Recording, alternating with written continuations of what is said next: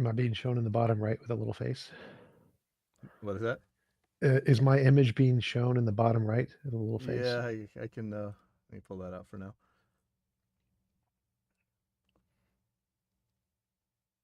So lots of times these will get cut up, and they'll just take the relevant section and stick it on something we're working on or whatever. But be going in a second. Okay, let me see what I.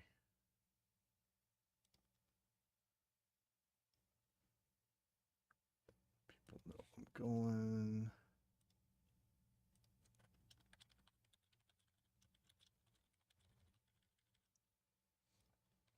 Well, I'm so mad about this routing issue I'm having. Routing is the bane of my existence. So I spent a lot of time working on that kind of stuff, and this is just, of course, it nails me right the second I get. I haven't had a guest on in a while.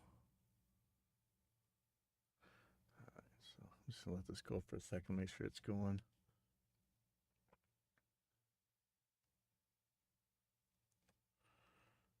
All right, here we go. Some caffeine.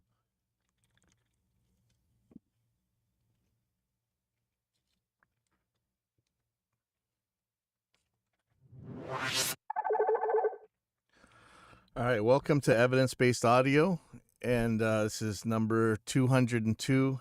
And I'm calling this one the chairman himself because we got special guest TJump on here, who is likely to be, in just a few years, the godfather of modern epistemology. We'll see about that. First of all, I want to talk about there's a new Audient product out, and I'm hoping this is going to make a big difference to some of you. And I know there's a lot of things where the companies don't seem to hit their target market. They miss some very important things. We're probably talking about Focusrite here. They pretty much own this market. This is another 8-channel mic preamp to ADAT.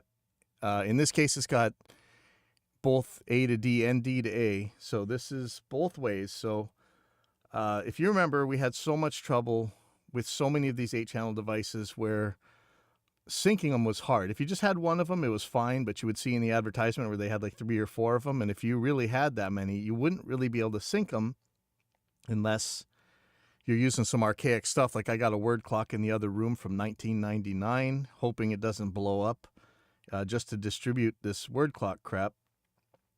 Most of these Focusrites, and most of them actually, the word clock termination was undefeatable, so you're stuck.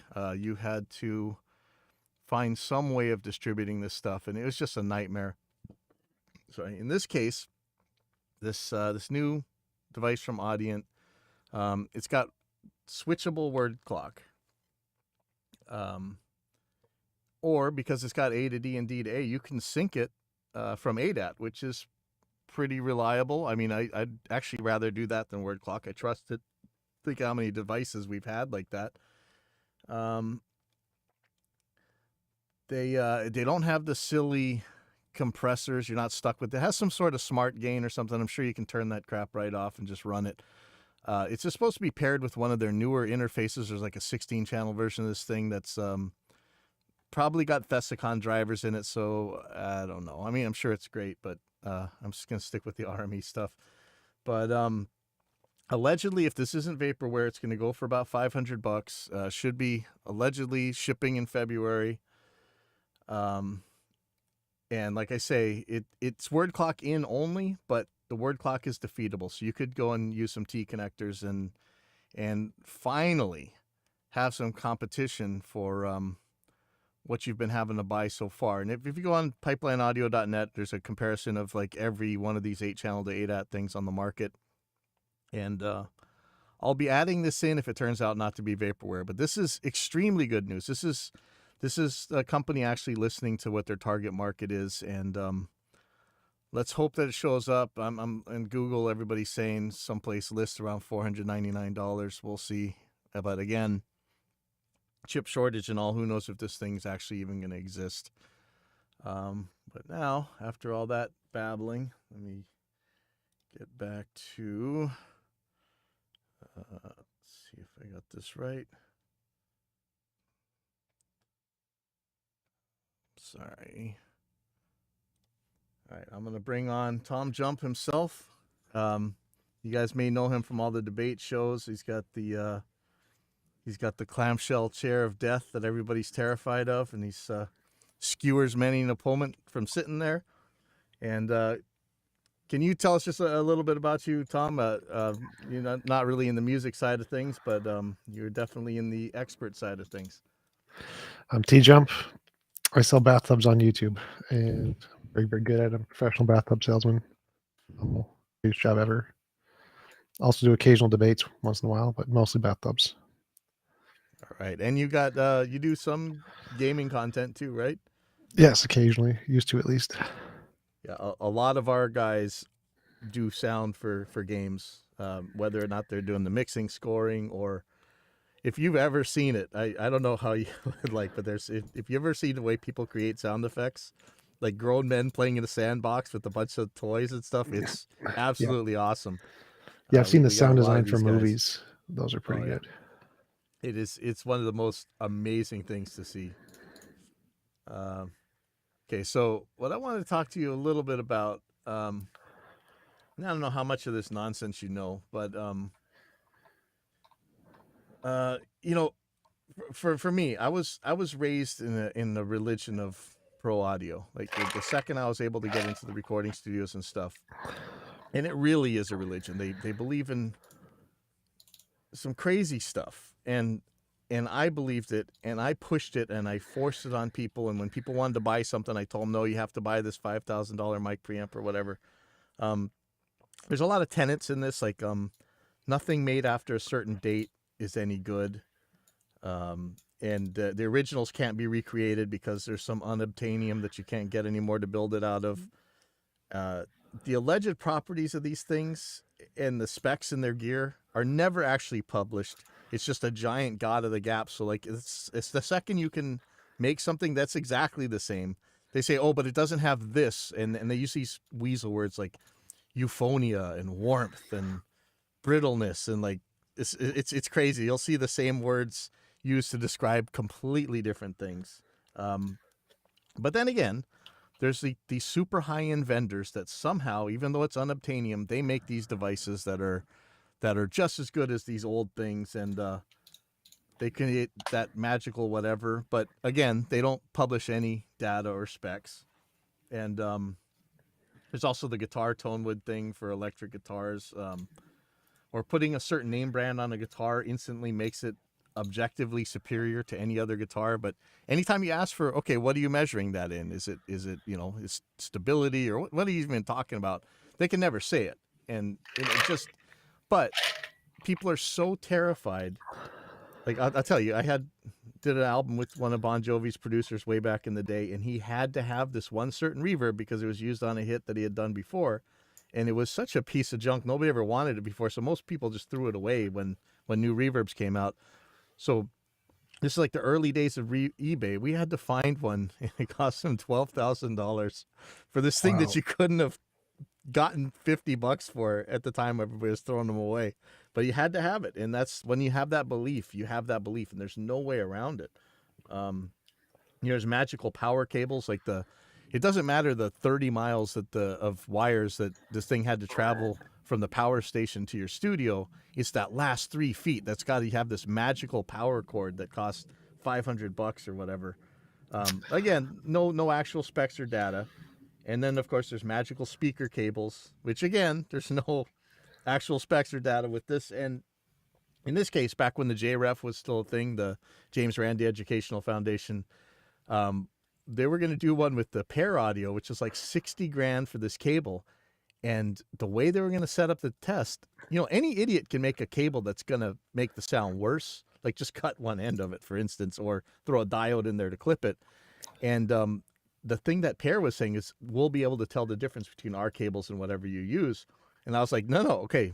And this is why I need somebody like you, because James Randi didn't understand that somebody could pull that trick. I was like, let's say we want to see which one's better, and objectively people test it, not whether or not you can distinguish it, because you can easily distinguish a broken cable. So I wanted to measure these things and see if one actually spec'd better.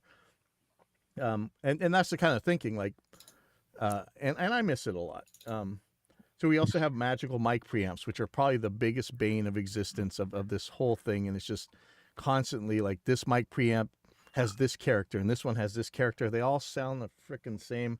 Um, there was a a test SOS did where Sound on Sound, where they got all these magical mic preamps, stuck them all together, took all the forum blowhards that are constantly bloviating about this crap, had them do a blind test. They ended up picking the 2 cheapest mic preamps as their favorites every single time. It's like Art and a Mackie, the stuff they talk crap about all day long. There's magical microphones that, again, can never be created again. They're made out of unobtainium, but again, no specs or data, and we make great microphones nowadays. Of course, there's analog versus digital, and tubes versus transistors, and impulse responses versus speakers. And to me, most of the time, there's really only 4 parameters that matter if we're talking about, what you're actually measuring. What's the noise level? Is it distorting when you don't want it to distort? What's the bandwidth, like the lowest and highest frequency that you can reproduce? And what's the frequency response? And that's really the things we can measure. There's some other stuff too, but that doesn't always matter. So I wonder what you think about this. So you said that okay, so I didn't know you're doing any of this stuff, and then you put out a video where you're playing Eugene's Trick Bag, which is there's like fighting words for guitar players, man. Like that's a video to put out. You're going to get angry comments about and stuff, but that's awesome that you did that. That's a quite an ambitious thing there. And so so you're saying that you had to do a journey finding out about not just Tonewood, but probably some other junk too. And how did that go for you? Yeah, I was researching guitars because I got into it. Started playing. Yeah, Eugene's Trick Bag was actually the first song I learned how to play. It was the only one I was actually interested in learning.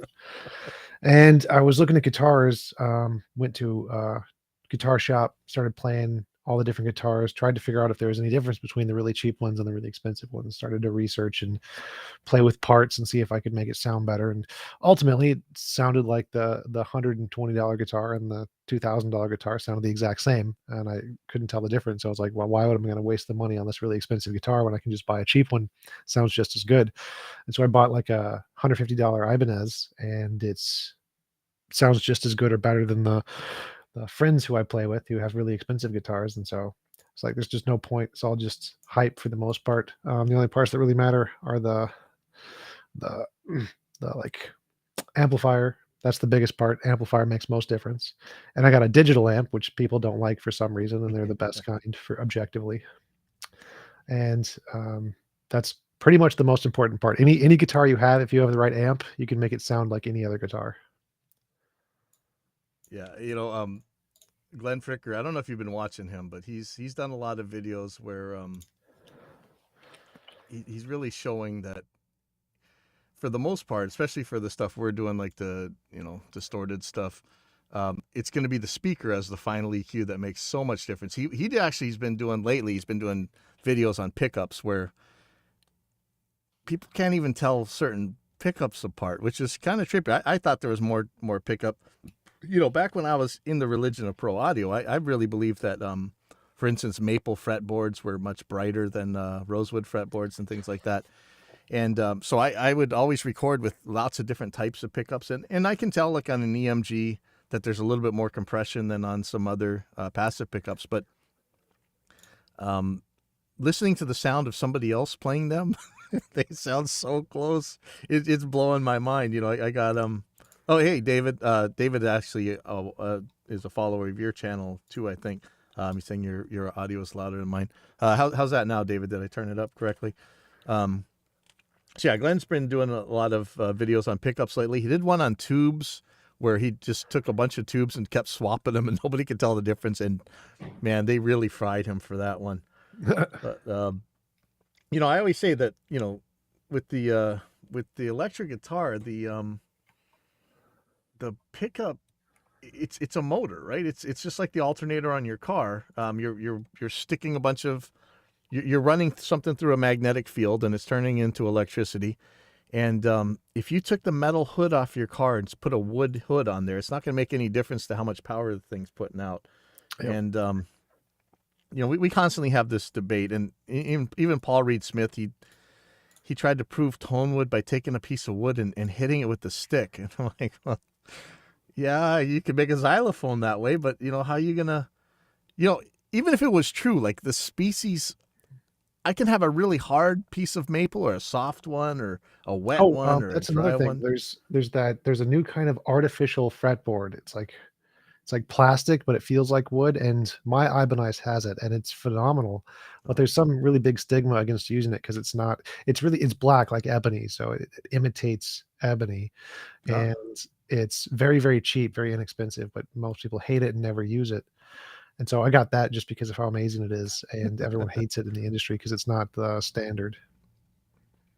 A lot of our shredders when they're starting out, before the pandemic, the Dean had this $100 Dean Vendetta out. If you wanted a non tremolo guitar, and yeah, it was $100. Now it's like $150, I think, and it was 24 frets, two humbuckers, just really good stuff.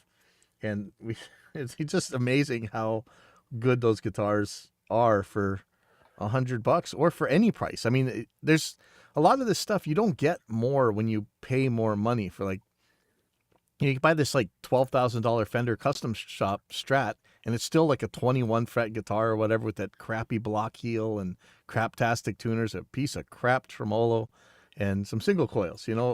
Whereas I love these Korean. Pretty much now, because of the internet, we know where everything's made, and it turns out that almost every guitar is made in the same shop. For instance, or microphones and stuff. And there's this Korean shop called World Musical Instrument where they were just fanatics about guitars the way the Japanese were during the 80s and early 90s, and they build unbelievable guitars. They build the good ESP LTDs, they build my off-brand Agiles, and they do it all really well. So I just crack up when I see people spending this nutty money and saying that if it doesn't say Fender or Gibson on it, it must be a piece of junk. But I'm like, I want 24 frets. I don't want a block heel. I want a Floyd Rose. So it's just so weird that what people will believe in versus what they can actually show. Yep, and that's not just true of guitars, it's true of most things. So, like, there's that wine thing where the wine aficionados say they can Oh yeah, tell the super expensive wines, and they can't. They've done that test like 3 or 4 times on, TV, and they show that, "Oh, can you actually tell the difference between this really expensive wine versus the, box wine?" And they never can. A lot of the no. times they pick the box wine. It's the same thing, it's just this, elitism of just the lucky rabbit's foot mentality of it seems like, I had this really good experience with this one particular thing, and therefore it must be due to this one particular thing that I had the experience when really it's just a coincidence. One of the frequent victims on this show um, is the sommelier, which is the wine taster, and we use that Aficionado. term for pretty much everybody, right? Yep. And one of the ones was there was a pretty big one where they couldn't tell the difference between white and red wine. That's where I said wow, and I think that was when I think that was when the JREF was still around, and that was about when I broke out of the I was like, I better test this maple versus rosewood brightness thing, and sure enough, like my ears could not tell who was who after that, because I thought at least they can tell the difference between white wine and red wine. And when something that big was shown like that to me, I really had to start rethinking stuff. And I already was very skeptical about. I'd already left the magical mic preamp thing and the digital versus analog thing, but I still had this, man, this maple thing must be brighter, on this guitar. It's just wrong, man. It's really hard to get rid of your beliefs. I was never I was an atheist since I never had a belief in gods or anything, but that didn't keep me from believing this. These were my mentors. These are the people that I worked really hard to be able to work for and with, and they were telling me all this stuff. They believed it. They still believe it mostly. And man, it's hard to get out of that sort of mindset. Yep, just the shortcuts in, human imagination. You take things you're most comfortable with, the people you trust, kind of like parents, and you just listen to what they say and believe it without testing it, and you end up having a lot of false beliefs when you put a lot of hope into those kinds of unjustified positions. Um, we have and there's so much stuff I'd love to go with you with. Ethan Weiner does. I don't know if you ever seen him. He's kind of the James Randi of audio, but he's really an acoustician. That's his job, is to make I don't know if you know about, like, making control rooms flatter, more accurate, more predictable. One of the hardest things about mixing audio, if you're actually recording and stuff, is the effect that the room has on you, frequency wise. That there's like, he did this one experiment where he was showing. Do you know what standing waves are? Uh, Yeah, I think I've heard of it. That's the part where you have two waves that cancel each other out and like well, that, balances that's an perfectly. effect of standing waves. So basically, a standing wave is just a mathematical measurement of the room. Like, if it's this size, then there's a wave of this size that can sit there, and it divides down. Or if you've ever seen, like over here, we have, if we open up a canal or a river and it's going into the ocean, there'll be a wave just sitting there that you can surf on, and it feels like you're going 100 miles an hour, but you're not moving anywhere. And that's so basically, the size of a room and the shape of a room dictates what frequencies are going to be louder or softer in the room. A room is an equalizer, and so it's very hard when you're mixing a song to know if you got enough bass or a certain frequency, because the room is canceling it out or adding to it, and it's just really throwing you off. So these acousticians, use a variety of stuff, to trap the bass or to diffuse it or to absorb it. And in order to make a more accurate listening position. So, like, when you talk about uh, what would be evidence, novel testable predictions, right? Um, in mixing, you need to be able to predict what this is going to sound like outside of your room. So you need the most accurate room possible, and that's what he does. His main job is to do that kind of stuff, but he also just busts frauds all over the place. So he really does like the James Randi stuff. And he had a video where he would measure a room and he'd put a balloon up at the part of the room where a certain frequency was loudest, and you could see that there'd be like a plus 18 decibel balloon inches from like a minus 12 decibel of a frequency that's really close to it. And so even if you sat in the perfect spot in the room, just turning your head, a couple inches would ruin everything. And that's the kind of stuff you're up against, and that's kind of why a lot of this nonsense is hard to cancel out, because it's so complicated to get everything right anyway, that you can always hide something in the really wiggly part of the unknowns of audio. And it gives them a place to hide, and it sucks, because I really wish it wouldn't. Sure. But when we have our panels and we're talking about speakers, or I don't know if you've ever seen Shock D Stones. There's like a lot of really high end platinum producers believe that taking these rocks, and I'm talking like river rocks, you put them in the room someplace, and they make the sound better for the whole room. And I mean, you could hide them in a shoebox or whatever you want. And I mean, there's some crazy stuff. You paint the edges of your transistors with green paint. I mean, there's some stuff that would like blow your mind, and these are the guys that are making crazy money. But it's, again, you don't want to mess with them. Like, I've had guitar players that no joke wear 35-year-old unwashed dirty socks, because that's where they had a hit on one of their albums a long time ago. And you don't want to mess with people with their psychology like that. You just like, okay, dude, it's fine. I'm not gonna stop you. Yep, it's just like a religion where you have the things that make you feel most confident and comfortable, and you just do those every time. Yeah, it's scary. So what I really want to do, and before Murphy's Law hit me and kind of nailed me, is, so you've seen this video from Jim Lill before, where he wanted to find out where tone comes from in an electric guitar, and I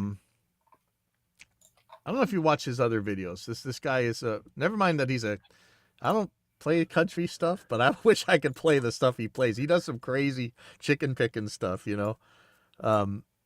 But whenever he does his videos, he always plays like the silly farm boy guy. He's like, I'm just a guitar player. I don't know how this works. And one time he did an amplifier one, and he got the transistor one sounding so close to the tube one. I think everybody got mad at him. But in this one, so you watch this whole video, he goes, okay, is it the shape of the neck? Is it the type of wood? And then he finally ends up with no wood, right? He's got two benches, and he's got the ultimate air guitar. Let me get this out of here. Make this a little bit bigger here.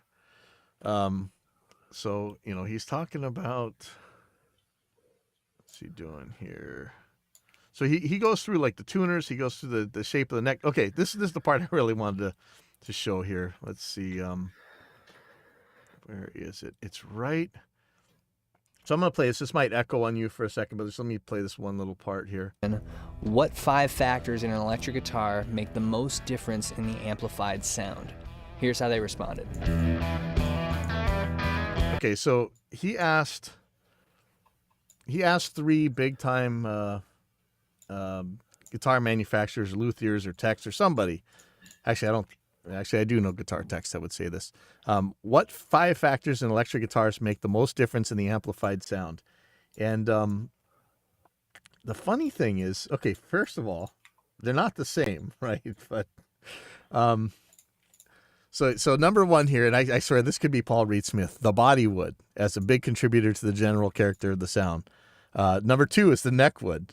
3, the pickups as the microphone and tuner for the sound of the first tube made.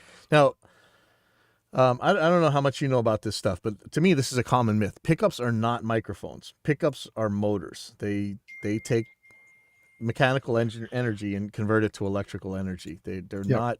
Well, I guess that's what a microphone does too. It's a transducer, but it's the pickup directly just is making electricity like a motor, but a microphone is basically a speaker in reverse.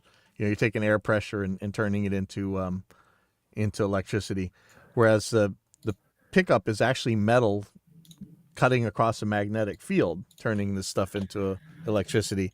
And so even though you can talk into your guitar, take your strings off and see if it's still microphonic. Most of the times you won't be able to. So number 4, he puts here the hardware, the bridge, and the tuners that help contribute to the tone and tension feel. So feel, never mind. But lots of times people, I got kicked off a forum one time because the people were telling, hey, you can't use that bridge. It was a certain tremolo because the metal it's made out of eats all the high frequencies from your sound. And I'm thinking, at first that sounds plausible, like at least it's going to reflect more or something if it's hard enough. But no, when you actually test this stuff, it doesn't. But this is such a hard one to crack because I don't know. Is it a fallacy where, let's say somebody got cancer, for instance, and people will keep saying, oh, but did you try this one? There's this special guru that lives at the top of this one hill, and he makes this eggplant juice that if you drank that would cure your sister's cancer. And you are responsible for trying every single thing anybody ever claimed. And to me, it's like, no, first they got to be able to say that it's feasible or that it works before I have to buy every single thing. Burden of proof. Yeah. They got to meet a burden of proof, but they don't like to hear it that way. So, like, what do you? I mean, the only thing to do is to say, how do you differentiate imagination from reality? Pretty much, you're just going to say, okay, so you have a hypothesis that this thing makes a difference. Can you show it actually makes a difference? That's okay. Let me see if I can keep that one next time So one of the things, I don't know if you were on the guitar. So you in your journey, you probably ran into a couple guitar forums and videos where people were claiming certain things. And I remember this guy, he wanted a much higher output pickup with lower noise, which, it kind of brings you into the EMGs or whatever. And he was a noob. He just bought his first guitar and he had saved up for forever to get his nice killer guitar. I can't remember if it was an Ibanez or whatever. It's a really nice guitar. was either an Ibanez or a Schecter or something. And the guys on the forum said, well, you could use this pickup, but you can't. That guitar you have is a mahogany body. You can't use that pickup in that body. It just won't work. It'll sound like an ice pick. I'm like, so I asked, do you have any evidence for this whatsoever? I got banned from that forum just from that. It was crazy, man. I mean, this, so this first guy says, I guess finish is left. So, man, if you want to see people really get into a fight, it's over the sound between nitrocellulose and polyurethane finishes.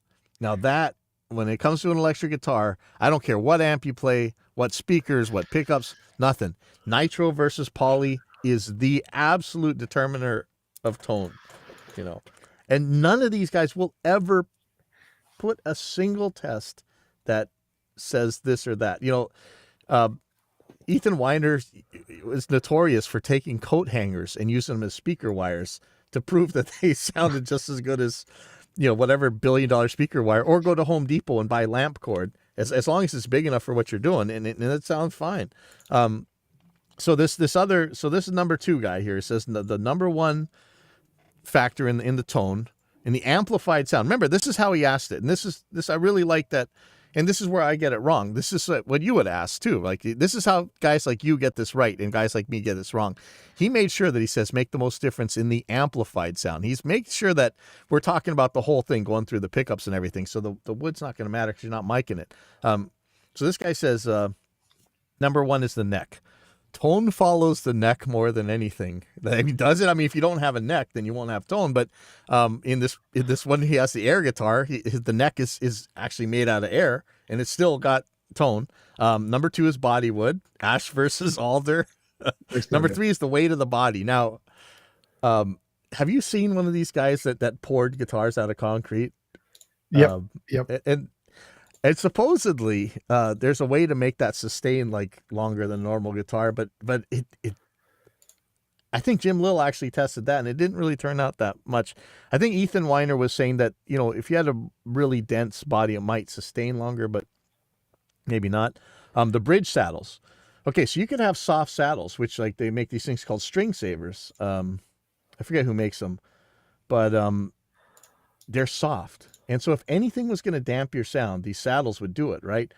But those string saver saddles, even though they're soft like graphite, they're touted by these tone guys who insist that everything has to be made out of super hard metal. And then these same guys will buy brass saddles. Hard Left Productions. Ethan's book is great. I read it a few years ago, and it changed the way I thought about audio forever.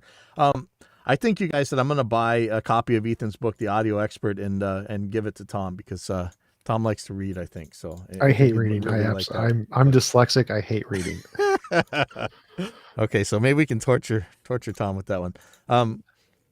So number 5 this guy puts is pickups. Okay. So this last guy says number 1 is the player, and the player.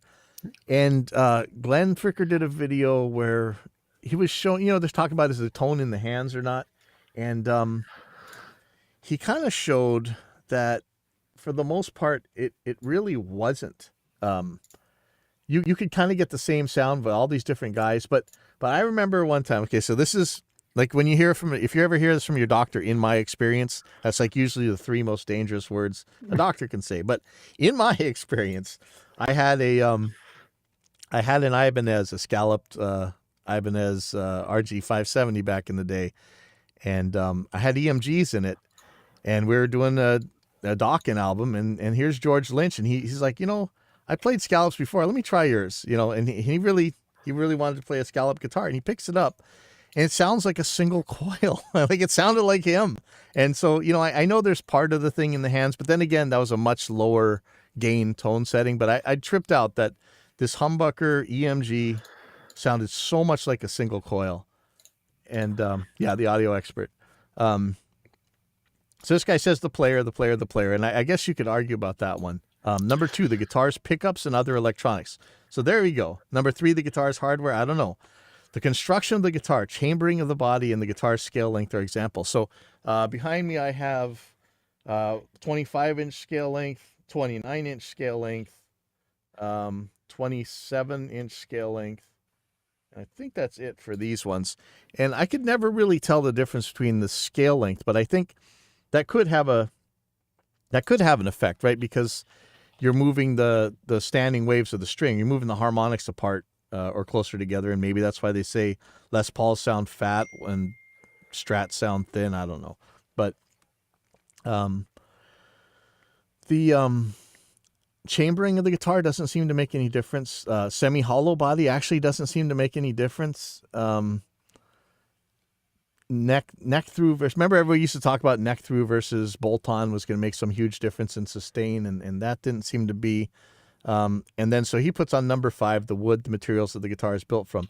And so, Tom, when you see these 3, I'm assuming these guys are bigwigs, and they get the science so wrong.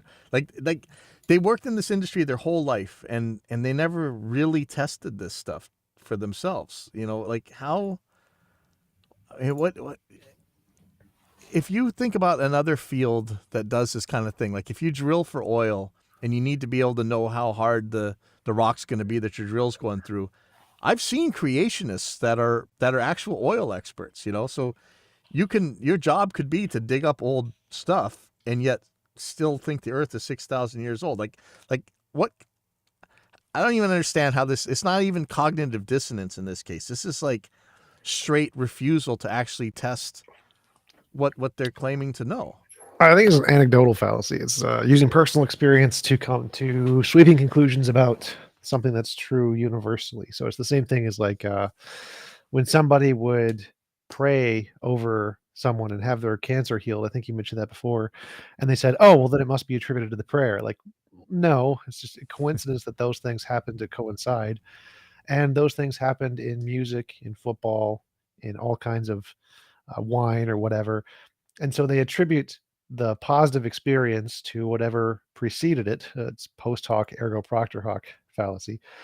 And they think that that is necessarily the case, that this thing will increase the probability of the positive outcome, which there is no evidence for that whatsoever. And so it's just combining human intuitions that haven't been tested with the post hoc ergo propter hoc, and that's what you get. And it's really common for snake oil salesmen, Reiki, spiritualism, all that kind of stuff. It's all the exact same human intuition that just goes wrong. So I like how you say it that way, because then you can do that without accusing them of malice, right? Like that's it's just their, but at some point it becomes your responsibility when people are paying you to do this stuff that you actually know what the hell you're talking about, but I mean, the thing is they get results, but they often get the results the wrong way. Like, you like Jim Lill shows, man, you take a block of, I mean, there's guys who make guitars on fences, right? They just put a bridge on one part of the fence and the tuners on the other part. They sit there and play it, and their friends come over and play it and stuff. We know this stuff. It'll work regardless of what you did, because you got the right pickup and you put it in the right place and you put it at the right height and whatever else. And so, yes, you got the thing right, but you attribute it to, well, luckily for you, the guitar came with nitro finish, but I put polyurethane finish on it, and that's what did it. Like they keep misattributing the cause to something else, and it's just I don't I don't like taking people's illusions away from them, because I have I've seen it before when people find out that Dumbo's Magic Feather is really not needed, and they're really not able to finish their album. Sometimes they lose their confidence, and so I don't really mess with that. But when people are attacking noobs on forums and telling them, hey, you got to buy this audio interface or this computer or whatever, without any evidence behind it, that's where I get upset, and that's where I spend most of my time, is trying to keep people from doing stupid things with their wallet. Give it to TJump. Donate to TJump, Patreon, PayPal. I think that's what you should do with your wallet. Yes. Yeah, there you go. And okay, so Hard Left Production says that he's dyslexic as well, and he hates reading, but he still loved the audio expert from Ethan Weiner. So I think we're gonna have to send you that book anyway. Let me check one thing.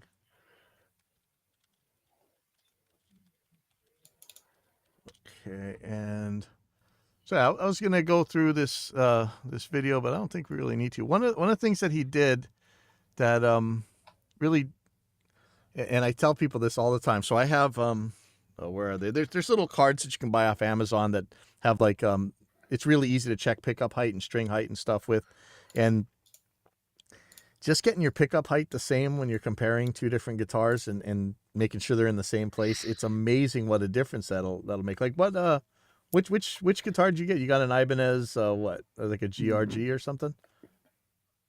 Maybe it's the cheapest one. So, cheapest guitar.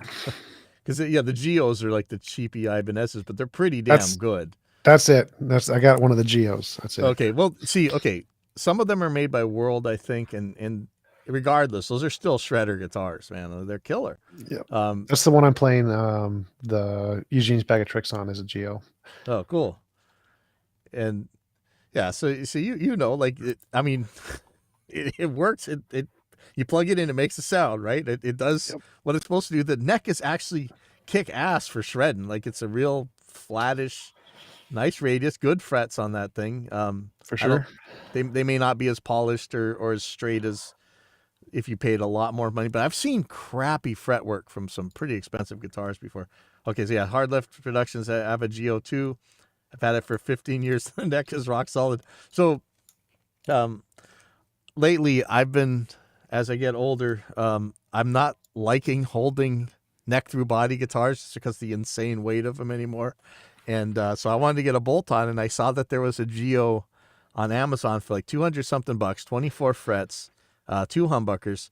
So I was going to get that. And, but it comes with the good neck joint, that rounded neck joint. I was going to get that and stick a, not a Floyd Rose, but Goto's version of the Floyd, which is what I've been using lately. And just carve the whole back out of it and make like a Reb Bach guitar or whatever. And it would cost me like 200 bucks. And then I found a service online where they scallop your neck for you for like 200 bucks. So you make the ultimate guitar out of this thing. But I'll still tell everybody, oh, it's a bottom of the line Ibanez Geo, just to make them mad. Because we have bands that come in here playing those things, and they're awesome. For sure. Yeah. The quality of the material matters more than its prestige. It doesn't really make a difference where it came from or which machine shop did it. As long as it's done well, who cares? Yeah. I really want to make an introduction to my audience with you. Not that I have the billion followers, but this typically gets chopped up and sent to different places. And I want people in the music industry to really think about epistemology, to really think about why you know what you know, or how you think you know what you know, or whether or not what you think you know is actually true, and really importantly, how to find out if whether what you think you know is true. And I know like half the people are going to cancel me for even mentioning his name, but Peter Boghossian was really good to me about explaining this stuff, and what he was saying, like if I got to replace a door on my house, I could use a tape measure or I could ask my dog. One of these is a reliable pathway to truth. And he's right about that. And when it comes to spending $1,500 a channel or $8,000 a channel on mic preamps and all this crap, I think it's really important to know whether what you know is true or not. And I don't know, Tom, if you're really into the Anthony Magnabosco Street epistemology stuff or whatever. Yeah, I've met him a few times. Oh, okay. And so when it comes to this, so you understand, like our main goal is so that people can make the album they want to make and be able to afford to make the album they want to make. So make sure that they're only spending money on stuff that matters for them to spend money on. And that's our perspective of why we care about epistemology. But can you what can you say about how to know whether or not what you think you know is true? Like how do you find out? Novel testable predictions, science, but I do think it's important to not to because each of the parts of the guitar matter to something, just not necessarily the sound. So like the neck matters to the feel of your fingers. Oh yeah, yeah. The body matters to the weight and the comfort on your leg. The frets matter to whether or not they're sharp and they cut your fingers. And so there's each part of the guitar has most important aspect to it, which you can grade the different materials on. Sound is not one of them. Sound does not make a difference to any of that garbage. It's a waste of time, except for like pickups. Pickups, it matters. The electrical wiring, that makes a difference on the sound. I don't know if the pots make much of a difference. I don't think they make much of a difference at all. There's an amount of treble that they can bleed off depending on the resistance, but Oh, you definitely want to get the for the input jack, you want to make it a four-sided input jack, because if you get the one-sided, then it's going to start to like noise is going to cut out because it's going to stop touching the lead, which sucks. So always make a four-sided input jack. That part's important. You want a good wire to the amp, because if you don't, it's going to break. Like my first wire just started to tear, and the electrical wiring came out, and that sucked. So get one that's nice and cloth and woven together like fiber wire, so it doesn't freaking break. That matters. And so each of the parts has aspects to it which is as important as the crazy people talk about, but for different reasons. yeah, when it's actually things that make a difference, like we're okay with it. Like mechanically, you want a truss rod that's good in your neck. You want flat frets so that you're not buzzing all over the place. But the problem that I think we run into most of the time is that people don't know. First of all, they don't know which parameters they should be measuring, but that we can take care of. But they don't know how to tell whether or not what they think is true is actually true. So when they're talking about mic preamps, I mean that's one that always comes up. Like they I'm gonna get fired for this. They pretty much all sound the same unless they're broken. And even the cheapest mic preamps you can buy right now, like a $100 Focusrite audio interface, has better mic preamps on it than stuff did for $1 billion 40 years ago. I know you guys want the 50-year-old mic preamps because they have some magical warmth or whatever. Most of them are noisy. They claim that there's some character that happens when you purposely distort the mic preamp, which 99.9% of you will never do. And the 0.1% of you that actually do that, you won't be doing it 99.99999% of the time anyway. So this character you're talking about is full of crap. But when people are bombarded with these messages that they have to buy this or buy that, I really want to be able to find a way that people can find out whether or not, like you say, novel testable predictions, knowing how to know what they know, whether it's right or wrong. Like that's such a hard thing, man. Like it, I mean, you look at, when I'm not doing this stuff, I'm riding BMX stuff at the skate park, and you will see guys who they buy this like colored tape that the Olympic people have, and they stick it on them, and they go, I'm telling you, it fixes my muscles and it makes me jump higher. And I'm like, dude, no. Like, how do, I mean, there's got to be a willingness to care whether or not your beliefs are true. I mean, I think that's important, but assuming they do care, like, how do they find out whether or not it's real or not? Because if you go by consensus, like, everybody's talking about that chat AI, whatever thing going on right now. If you type in a controversial topic, it just goes to the consensus. Chat API, whatever that thing is, it says definitely 100% that wood makes a huge difference to the sound electric guitar. Like that's its answer. And when you Google stuff, that's how you end up. Whoever the loudest, noisiest people are, that's the consensus, So how the hell do you find out what in the world is actually true? Yeah, you just gotta test it and make novel testable predictions. So like if my hypothesis is true, I will make this prediction about something in the future, which is different than if my hypothesis is false. And if it happens, then that's evidence. And if it doesn't, then you're falsified. Falsification principle is very good for practical application tests. Well, I think most people won't know where to start. And I can tell you from my own life, I had a tech room in a very important studio, and we did so many of the albums that you know people heard. There really weren't that many big studios back in the day, and I worked in one of them. And I had a tech room with like every type of measuring device you could imagine, every oscilloscope that you could dream of, and I could test all these pieces of gear. And I would fix mic preamps when they were broken or other devices when they were broken. And even though I could measure it and it came out the same as everything else, I still believed, because my mentors had told me, that this mic preamp that tests exactly the same as this other one is so much better than it. And without this, you wouldn't be able to make any hit music. You could only make amateur stuff. And I'm sitting there with all these tools, and it's staring me right in the face that this is obviously, these things are the same, and yet the God of the gaps was there, and there's something. My mentors would say, "Oh, well, there's a part that you can't measure, and that's where all the sound is." But I'm like, how do you? I could never counter that, and not that I even care to convince them, because I don't want to take away their magic feather. I learned the hard way.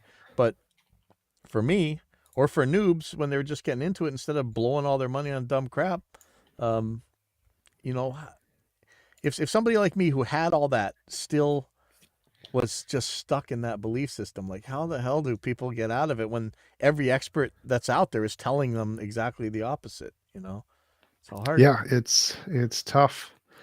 It's really hard to overcome authority figures, and it takes a special kind of mentality to question authority in those kinds of cases, but it's got to practice. Well, I wonder if we can get people to practice that. Um, It's that okay. Just go to someone who you think is normally right, and just be like, "You're wrong." Just do that a lot. It's good to start young, especially if you're a kid and your teachers. You're gonna get in a ton of trouble. It's a great learning experience. That's good advice. I had a friend that told me you got to practice saying no a couple times a day just so it feels natural. Yeah. It's easy to get taken advantage of in the music business if you're a little bit too willing to get work done, which is kind of a fanatic about it. Yep. But I think I probably tortured you long enough. I just really wanted to introduce everybody to you. And but one thing I gotta say, I see you doing the gaming stuff a lot, but I don't see you ever playing PlanetSide. And so I'd love to have you come and play with the Pink Fairies someday. I did play that. That's the MMO, right? But it's grind Yeah. hard. I hate grind hard games. Bother me quite. Oh, you don't got to grind nothing. We just go around making trouble. MMOs. I don't like MMOs. Nasty. Like the only MMO I played that I liked was Warframe. Warframe was good. We do that from time to time. The thing I think it's my audio engineering group. Really, I think we played a lot of PlanetSide because there's nothing that can have that size of a battle. You can have hundreds of people on each side going, and it's kind of insane. But I know from time to time we like to go on was things like Rust or whatever, where you just build crap, And Yep. I don't know if you ever played that. It's like the most frustrating, painful. Like people know how long it takes you to get something done, and so they just take great delight in just ruining it for you. Like I've never Yep. seen more evil people in a game than in Rust. Like that just blows my mind how crazy people can be in there. One thing is, PlanetSide did have an amazing audio soundtrack. Their soundtrack, they added some great music in that I really liked. I yeah. copied some of it, especially like their Western style music, which is really good. That was one of my favorites. But yeah, I like games that are more short term investment. So like StarCraft, Warcraft, those were fun. Among Us, that was good. Good easy games that you can just like zone out and do. Those are my type. What was the one you had on while I was kind of in your philosophy kindergarten? It was the other day. I think it looked like it started out kind of medieval, but it's kind of like Rust. You started having all kinds of more junk. Borderlands? Hades most likely, or might have been Tiny Tina's Wonderland, the Borderlands, the new Borderlands. Oh, okay. Yeah, that looked interesting. But that's that single player, or is that I think it's multiplayer. It does both. It does co-op. Oh.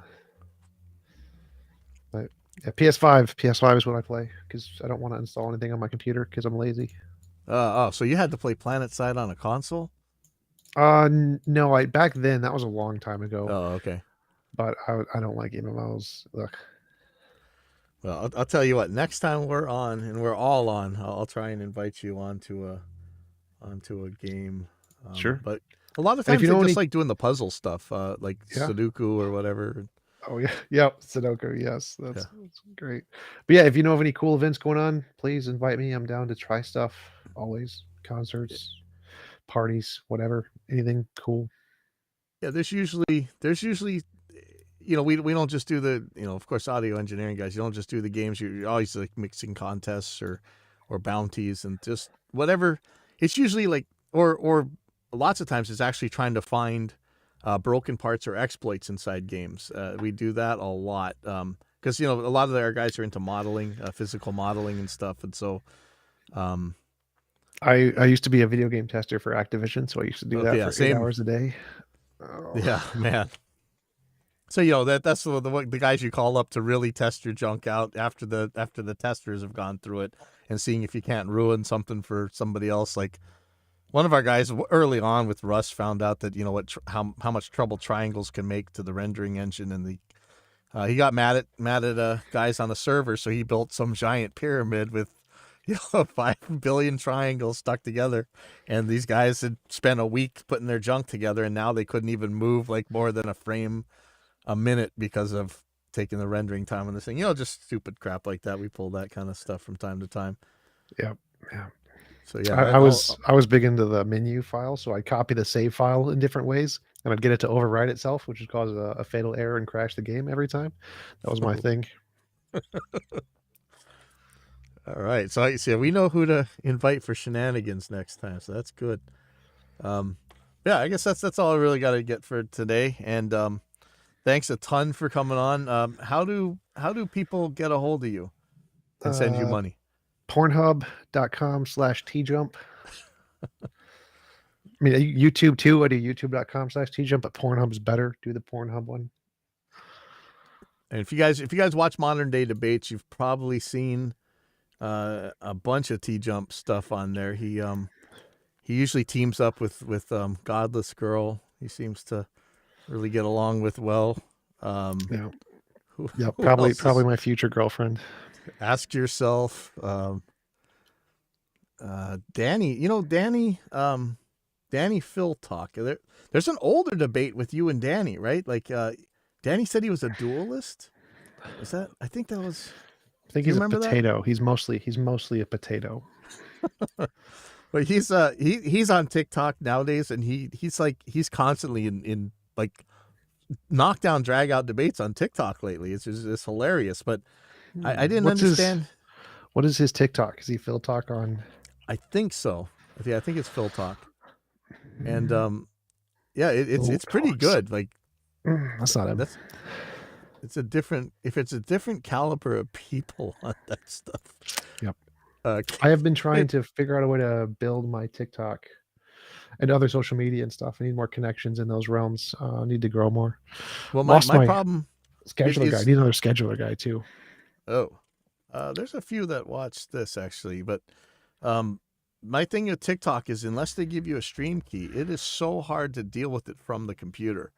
So same with Instagram. I used to use that yellow duck or whatever, but nowadays I just put the stuff on YouTube and Facebook and let it go. But I've been asking for a stream key for TikTok. Another guy, there's a couple guitar players that were able to get it and stuff. So I'm hoping one of these millennia I'll get a TikTok stream key, but I don't know, man. Danny's doing pretty good on there. But you usually see you on Modern Day Debates. Who else do you show up? You're not usually on the Clubhouse Debates stuff. Not usually, not unless I'm paid to be there. And then you just recently did like a Black Non-Believers conference too. Yeah, I was invited to the Black Non-Believers CCon, so I went to there. It was a cruise to Mexico, a 6-day cruise. Oh, cool. And I was a speaker on there, and it was a lot of fun.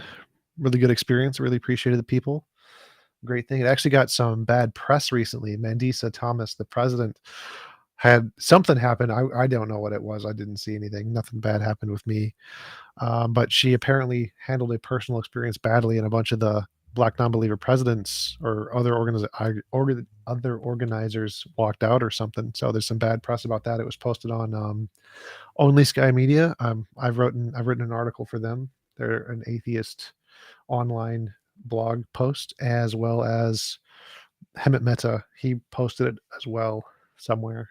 So there was some bad press, but it was also, but from my perspective, it was a really amazing trip. Enjoyed the company of everybody there. So Yeah, good. Well, that's awesome that you were on there. I'm not necessarily, that whole community gets a little bit fractured, and it's almost like you're forced to join one side or the other when these guys get in their fights and stuff. And so I just like, look, I'll eat what comes with it, just to be honest and actually just go where the evidence lies. I know you get in a lot of trouble. I've seen you get in trouble for that one. I think you did a couple of debates where you were on the evidence side, and it's not always the popular side, and you kind of got it on that one. Yeah, that's rough, and this is, it's like, I wish we could at least agree that it's okay to go with the evidence, and even if it's your side messing up, sorry, just say, hey, my side, we should do better, instead of digging in, shut this guy up. But, all right, well, I think that's enough for today. But thanks a ton for being on here, Tom, and I'm sure we're gonna try and get you on one of our myth busting panels. So you can check our tests, because we try and test things, but sometimes we may not be asking the right questions. So I'd like to see what you have to say about that, and that'll be with some people that'll, unlike me, these will be people that will help you grow your audience. awesome. Sounds good. It was great chatting with you. Really appreciate it. And I'll talk to you later. All right. Thank you. I'll see you later, and I'll see everybody else next week sometime. I'm going to go hit the skate park if I can, and I'll see you guys next